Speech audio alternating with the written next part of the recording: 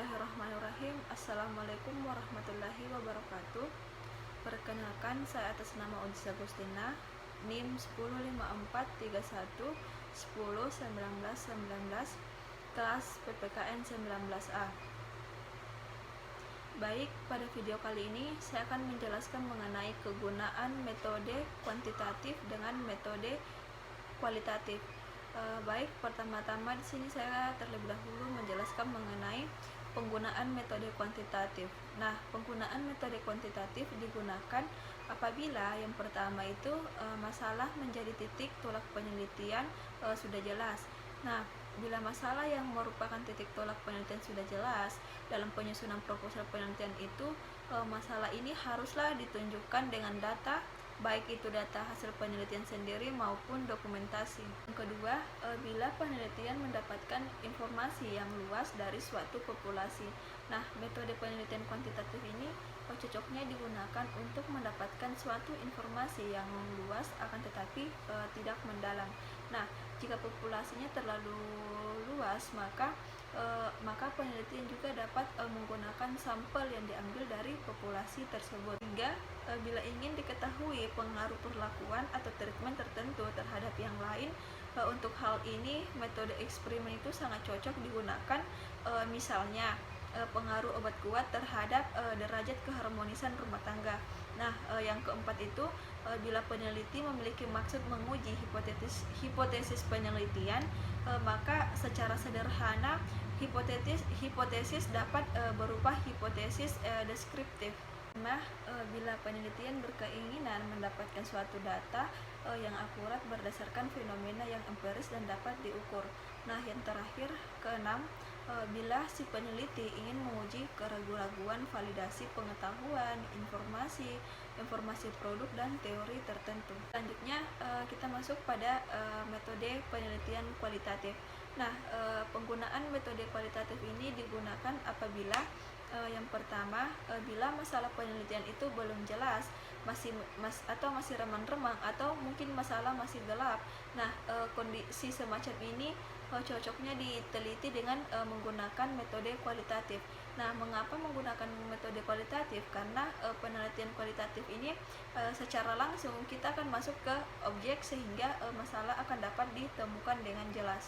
Kedua, apabila ingin memahami makna di balik yang realitas, untuk memahami makna di balik data yang tampak, gejala sosial itu sering tidak bisa dipahami berdasarkan apa yang diucapkan dan dilakukan oleh orang.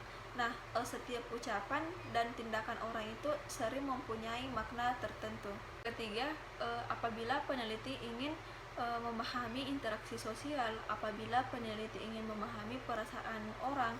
Nah, untuk memahami interaksi sosial yang kompleks hanya dapat diurai kalau peneliti melakukan penelitian dengan menggunakan metode kualitatif, dengan cara yaitu peneliti ikut berperan serta wawancara mendalam terhadap interaksi sosial tersebut. Keempat, apabila peneliti ingin mengembangkan teori.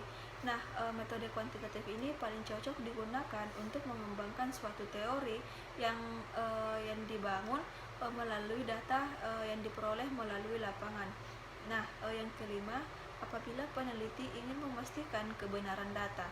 Nah, untuk memastikan suatu kebenaran data sosial sering sulit dipastikan kebenarannya. Keenam, apabila peneliti ingin meneliti sejarah perkembangan menurut Sugiono 2017, nah, sejarah perkembangan kehidupan seseorang, tokoh atau masyarakat akan dapat dilacak melalui metode kualitatif. Nah, dengan menggunakan data dokumentasi, wawancara mendalam kepada pelaku atau orang yang dipandang tahu. Tadi kan saya sudah menjelaskan mengenai penggunaan metode kuantitatif dan penggunaan metode kualitatif. Nah, sekarang kita masuk pada pembahasan yang terakhir, yaitu penggunaan metode. Nah, pada perkembangan ilmu metode penelitian menghubungkan kedua metode penelitian, yaitu metode kualitatif dan metode kuantitatif menjadi mixed method. Nah, hal tersebut dapat dilakukan dengan berbagai catatan itu menurut Sugiono 2017. Yang pertama itu rancangan penelitian tersebut dapat digunakan bersama peneliti yang lain untuk meneliti pada objek yang sama tetapi dengan tujuan yang berbeda. Dua, rancangan penelitian tersebut menggunakan metode kualitatif digunakan untuk menemukan hipotesis, sedangkan metode kuantitatif itu digunakan untuk menguji hipotesis.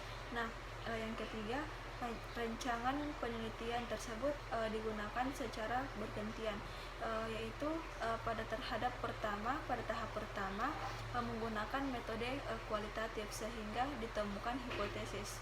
Keempat, rancangan penelitian tersebut menggunakan berbagai teknik pengumpulan data, yaitu metode kuantitatif bisa digunakan dengan teknik pengumpulan data kualitatif untuk mendapatkan data yang diinginkan. Nah, begitupun dengan sebaliknya.